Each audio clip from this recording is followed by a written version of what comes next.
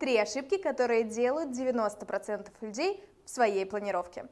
Первое – это, конечно же, неправильное открывание дверей. Когда невозможно поставить шкаф, переграждаются проходы и в целом просто невозможно существовать. Они еще могут биться друг о другу. В общем, ужасная ошибка. Вторая ошибка – это когда вы вешаете телевизор напротив окна. Постоянно ловите блики, ничего не видите, ругаетесь, но продолжаете как-то смотреть. Третья ошибка и самое страшное – это недостаточно места на кухне. Важно учитывать рабочий треугольник, потому что ваша кухня – это ваше рабочее пространство, а не просто выставочный экземпляр.